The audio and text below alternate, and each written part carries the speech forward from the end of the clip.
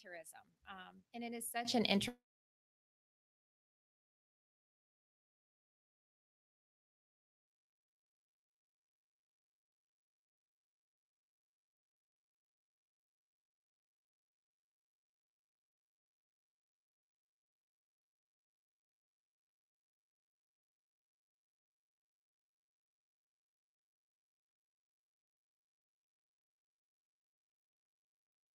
employers across Iowa, and it's called the Give Back Iowa Challenge. The challenge is gearing up for its fourth year, and it runs for 8 weeks from April 1st through May 31st. And the purpose really is to engage Iowans in employer supported volunteering. Volunteer hours take place both during and outside of the workday. The Give Back Iowa Challenge was created by representatives of employers across Iowa and many others who served on the Iowa Employer Initiative Advisory Council. So during my time as the lieutenant governor, I had the opportunity and honor to serve as the honorary chair for the council. And now the dedicated team at Volunteer Iowa leads the challenge each spring. I certainly do commend them on their hard work. This is such an important effort on multiple fronts. For instance, research actually shows a connection between employer supported volunteering and improved employee engagement. In addition, employee wellness, commitment, job satisfaction, and retention are also positively impacted. There's also research connecting employee engagement with increased productivity as well as profitability. So while being in the top 10 states for volunteering is an impressive accomplishment, we're never satisfied. We always believe we can do better. And I think we should always strive to be number one because serving others is vital to meeting our state's goals for education, job creation, and health. And I'd like to now bring the Lieutenant Governor to the podium to give you some more information. Thank you, Governor, and good morning. Whether or not a company currently has a formal employee volunteer program, participating in the Give Back Iowa Challenge is a chance to see the positive effects of volunteering. Those effects are seen not only in the company and its employees, but also in the community. Throughout the challenge, employers encourage their employees to volunteer and log their hours. Employers with the highest average number of volunteer hours per employee during the challenge period will be recognized and receive a visit at their workplace from Governor Reynolds and myself. Multiple winners will be selected based on employer size. Last year alone, the challenge had 56 companies participate. These companies represented more than 56,000 employees in Iowa who gave nearly 60,000 hours of volunteer time during the 8-week challenge. Those hours equaled about a $1.3 million investment in communities all across Iowa. We appreciate the companies across Iowa who have participated in the challenge the past 3 years. It's been an honor to recognize their employees and celebrate the impact they're making in their respective communities. And at this time, I'd like to invite Angela Ten-Clay to the podium now. She's a volunteer Iowa commissioner and has more ways that employers can support their employees through the challenge. Angela? Thank you, Lieutenant Governor Gregg.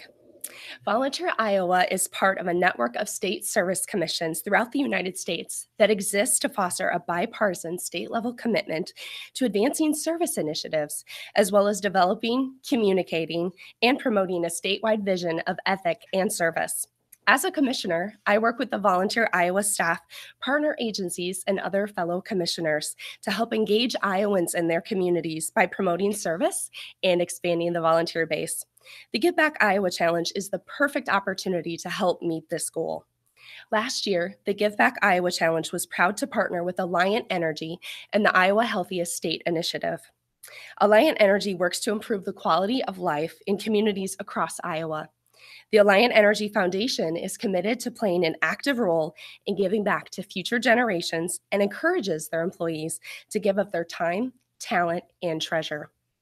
The Iowa Healthiest State Initiative realizes that volunteering extends beyond social and emotional well-being, as research has found that it may lower mortality rates, improve functional ability, and lower stress levels. They encourage all Iowans to give back, and that our communities are only as strong as the people that share their time and their talents. The choice to join us in the Give Back Iowa Challenge is an easy one. It's free, it's easy to sign up, and it's easy to participate. Many companies across our great state are already supporting their employees to go volunteer, so why not join us? The challenge runs from April 1st through May 31st, and your company can sign up at volunteeriowa.org. This time of year is perfect as many events are happening across the state where volunteers can give of their time. National Volunteer Week also occurs during the challenge, so many charities are gearing up for opportunities to serve. Finding volunteer opportunities are really simple. Check out volunteeriowa.org or find your local volunteer center. Call charities of your choice and let them know you are participating in the challenge and see what they might already have waiting for you. Lastly, if your company doesn't have a formal volunteer program already in place, let the team at Volunteer Iowa help. There are resources available at volunteeriowa.org that can help you, or they are happy to meet with you to get the conversation started. The Volunteer Iowa team is here to not only provide support during the challenge, but all year long. Lieutenant Governor Gregg shared that each year the challenge identifies 3 winning companies based on the average number of volunteer hours per employee recorded during the challenge. Today, we have the 2017 winner of the large employer category, Bankers Trust, here to share why they support the Give Back Iowa Challenge and encourage others to join us this spring. I would like to welcome Emily Abbas with Bankers Trust to the podium. Thank you, Angela, and thank you, Governor Reynolds and Lieutenant Governor Gregg, for encouraging and celebrating volunteerism in Iowa. Bankers Trust was honored to receive the Give Back Iowa Award last September. To us, participating in the challenge was a natural fit. At Bankers Trust, we know that volunteerism helps engage and develop our team members and helps us fulfill our role as a community bank. In fact, because we understand that our success relies on having successful, vibrant communities, we've made volunteerism an integral part of our culture, and it's been that way for more than 100 years. For the past several years, our employees consistently volunteered more than 15,000 hours to causes and organizations that they're passionate about. So we decided we'd raise that bar, and in 2017, we set a goal of 17,000 hours in honor of our centennial. I'm proud to say that we recently shared we did not only hit that goal, but we crushed it. In fact, our team members stepped up. Our 600 employees volunteered over 18,000 hours. That's 180 employees who volunteered 30 hours or more, and that's more than a third of our employee base. On top of that, we have 93 employees that sit on 186 community boards or committees, and it's something that we're very proud of. And while the numbers are noteworthy, the stories are even more impressive. We recently asked our team members to share their most meaningful volunteer experiences, and I wish I could share the dozens of inspiring responses we received. They include the story of one employee who recently moved to Iowa and volunteered for the first time with Meals from the Heartland. She now includes her entire family in packaging meals, and her daughter recently told her, "Mom, it feels really good to help people." They're stories of team members who help low-income residents prepare their income taxes and in turn help return millions of dollars into bank accounts of Iowans. They're proof that one person reading a few hours a month can make a huge difference in the life of a child. And they highlight how volunteerism builds leaders, teams, and communities. Governor Reynolds, Lieutenant Governor Gregg, and everyone at Volunteer Iowa, thank you for issuing this challenge. To companies, to individuals, and to those of us across Iowa. I know this effort has not only inspired me, my colleagues at Bankers Trust, but many others to continue stepping up the ways that we give back to this important community. Thank you. Thanks, Emily. And we'd be happy to open it up to questions on this topic.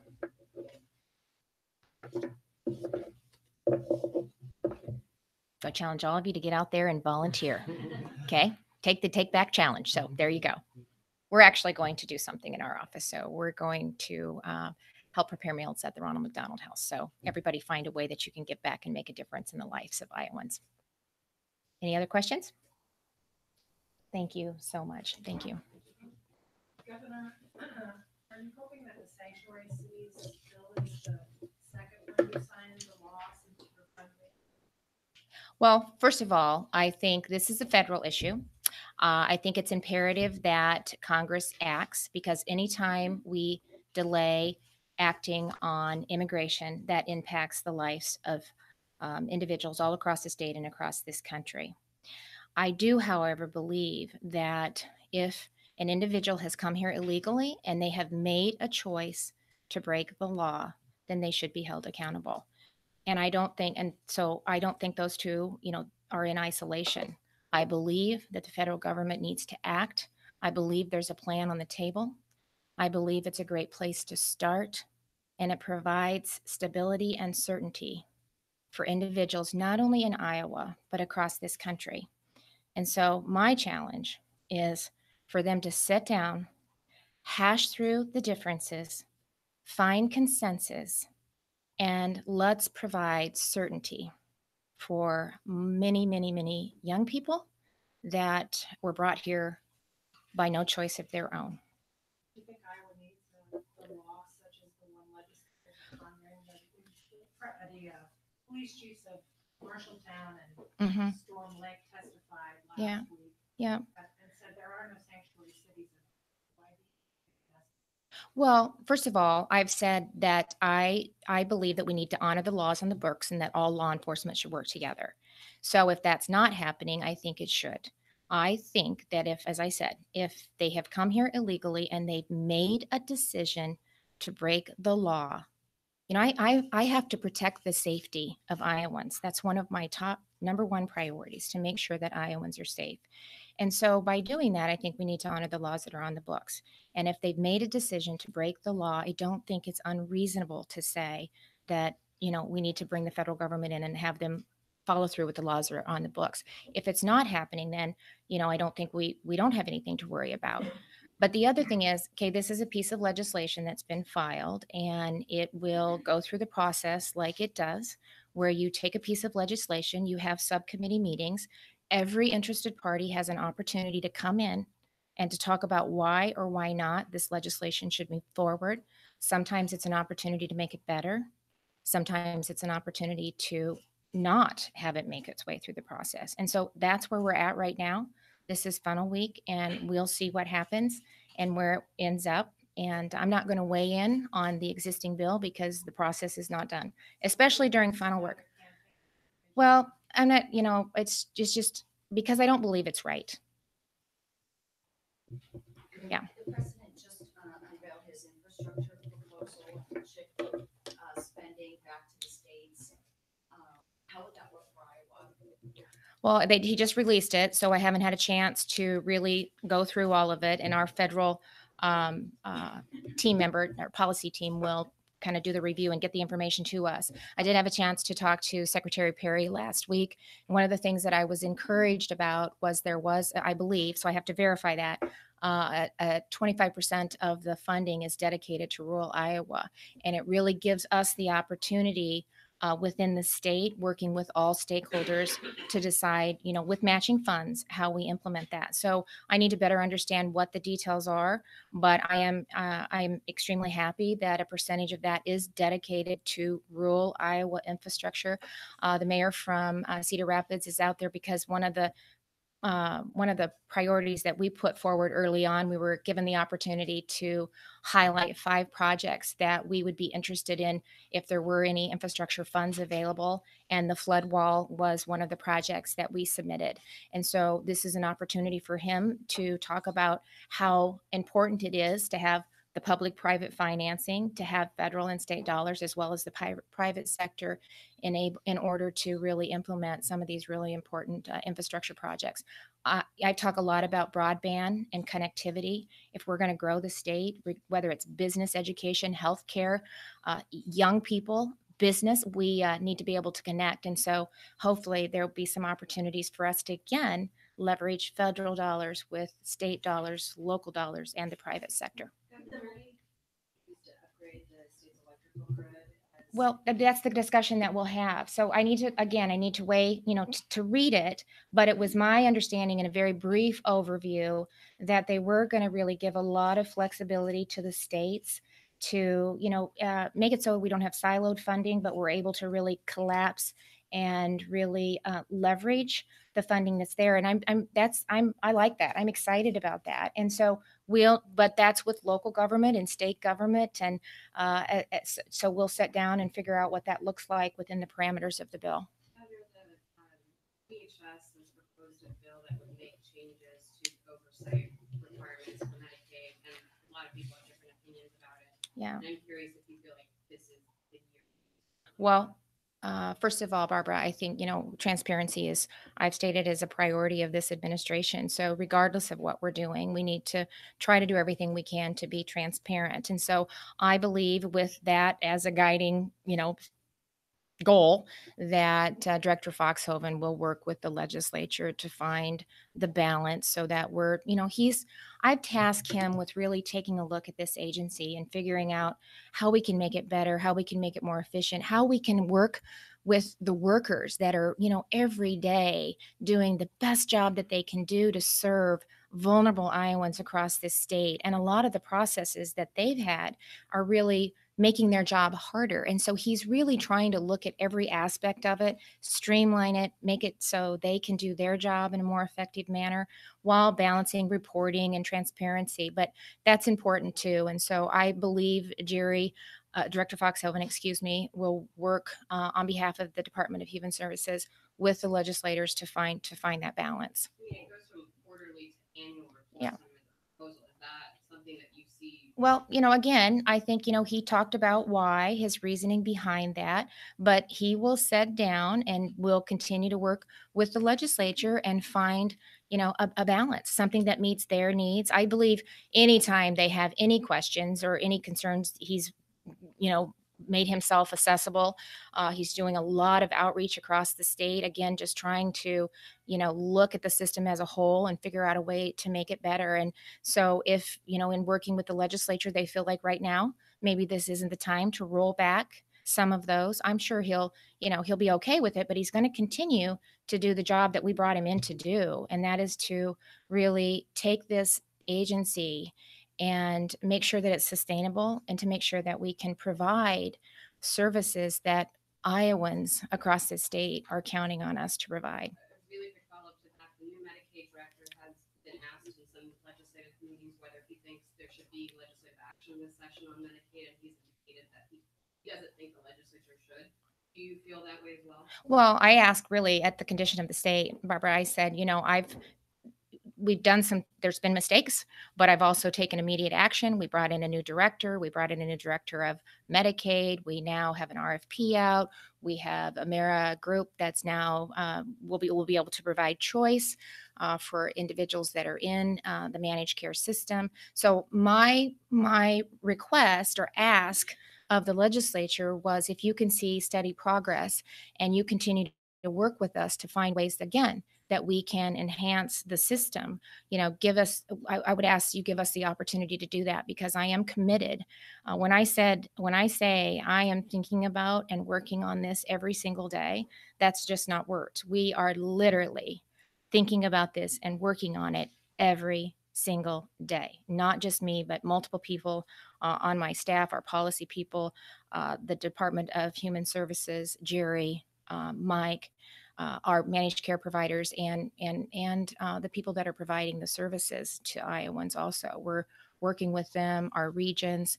We really are working hard to put in place a system that is sustainable, but yet provides and meets the expectations of Iowans. This being funnel week, how do you feel about the status of your agenda so far? What are your priorities for legislature to get over the hurdle? Are you going to be sitting talking on the phone with any legislators or bringing them in here and saying, hey, we got to get certain things done? Is the lieutenant governor going to be playing any role in the jawboning of this? Well, first of all, I meet with legislators every week. So I have an opportunity through open hours to meet with, regardless of party. They can come in and talk about legislative initiatives, ideas, concerns that we're working on.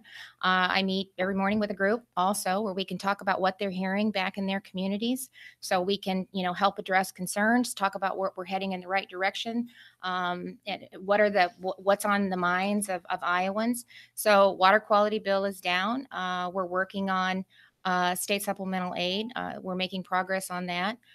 Future Ready Iowa is a priority of mine because of the opportunities that it provides Iowans to have a to get a skill and to match them up with a job. And that is life changing. When you can take care of your family and you have a career and you can do that in Iowa, not only is that going to just drive the economy, but it's going to just make a huge difference in the lives of Iowans and Iowa families. So, you know, we're working on that every single day. And in addition to that, you know, I'm very excited about the historic tax reform that was passed in December at the federal level. And I'm telling you, Iowans are opening up their paychecks and they are seeing more money in their paychecks and in their pockets. And it's exciting. The businesses that continue to increase the minimum wage, to offer bonuses. Tyson just announced last week they're going to do a $1,000 bonus. I mean, the list goes on and on. So we're continuing to see positive things from that. And I believe we will continue to see positive outcomes from that.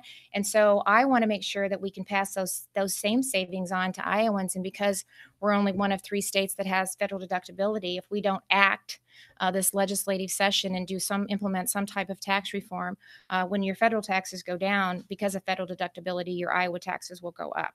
And so we want to, you know, we want to cut taxes, reduce rates. We want to modernize an outdated code. And we want to do it in a fiscally responsible manner. And I believe that we can do that. What's your understanding of where things stand with mental health? I believe that bill is going to be filed today. So I'm very, very excited and optimistic. You know, in the condition of the state, we talked about a system. And really, as we're looking at these complex healthcare issues, we need to do it in a very coordinated and strategic approach. As far as mental health, I talked about building on the progress that was made since 2013 with a split legislature. And but we have room to improve. I talked about expanding access centers. I talked about removing the cap on subacute beds because that's where we're having the bottleneck and it's impacting and it'll impact how we're able to really fund the access centers.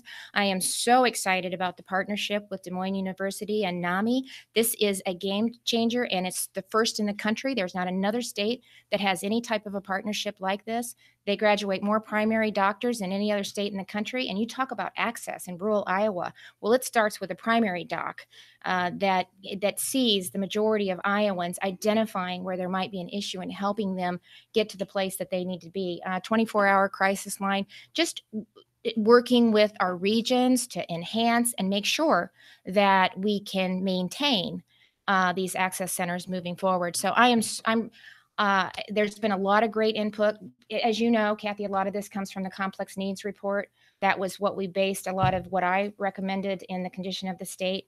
And I believe that you'll see a lot of that reflected in the bill that'll be filed. So I think it's a really good place to start. And I'm very excited about the opportunity. To our joint Carolyn Vicky of the federal tax reform, the revenue folks revised their estimates of how much of a windfall it's going to be to the Iowa Treasury because of this tax thing. I know in your budget proposal for this fiscal year, you just absorb that into the budget, but now it's a bigger number. So are you going to revise your recommendations for bringing this year's budget in?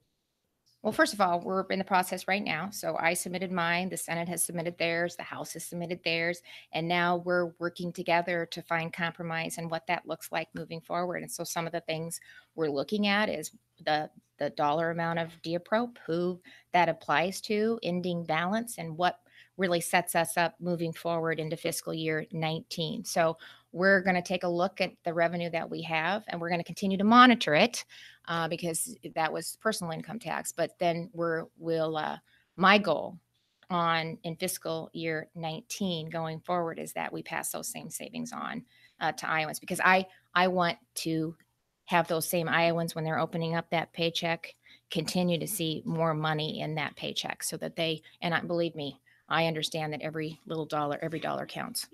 Back to K through 12 funding looks like that 1% increase number. Is that enough? And I know it's less than what you proposed. Are you okay with that? Yeah, well, nothing is more important than investing in our children, and that has been a priority since I've been a lieutenant governor and now as the governor, and it's been demonstrated in the new funding that we've put into K-12 education. $735 million of new money. Only 3 other states that have increased funding at a higher rate than Iowa. Funding into STEM education, $158 million into the teacher leadership and compensation reform that educators across the state just love, as well as the administrators really appreciate that initiative. And so right now, I think it shows that there's consensus on the 1%, but they're also looking at, and I said this last week, you need to take a look at it, all of it. And so not only are they talking about SSA, but they're also looking at addressing the inequities in transportation as well as per pupil spending.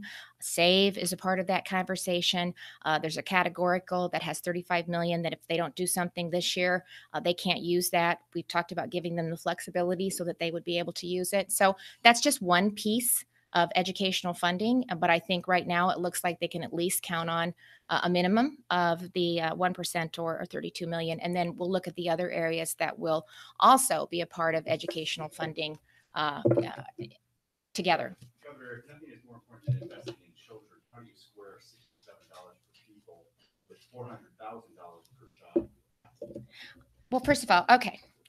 Now, there has not been one dime, not one bit of cash that has gone to Apple, not one dime. It is a credit. It is not cash, and nothing has transpired yet. That is decided by a bipartisan board. Many of them are CEOs that takes a look at a proposal. They have to invest a certain amount of capital. They have to hire a certain amount of employees. They have to pay a certain amount of wage. And all of that is taken into context when they decide if they're going to qualify for a high quality jobs tax credit. So until Apple breaks ground, which they have not, I don't think, James, yet. Have they broke ground yet? I don't think so. So until they break ground and they actually purchase materials and start to build the facility, not a dime goes out, and cash never goes out. It is a credit based on the sale, the purchases. And then in addition to that, you need to look at what the existing land is assessed at and the amount of taxes that go in to Waukee and into Dallas County. So that will remain the same. And then take a look at the additional revenue that will go into Waukee and into schools and into infrastructure and into supply chain companies that are there to support the project that is being built by Apple. And once that takes place, then take a look at the assessed value of the land, of the building, of the $100 million fund that they put together to also help drive projects in the state of Iowa. And at that point, our piece was, I think, under $20 million, and we will far exceed in growth after that is implemented. The other thing, too, I think that people lose track of is they have only a certain amount of time to implement that. So it's 5 years. And a lot of times, even companies that apply or that are awarded these credits, they don't actually utilize all of them. So not a dime has been taken away from K-12 education to date. And it is a credit, and nothing happens. Thank you.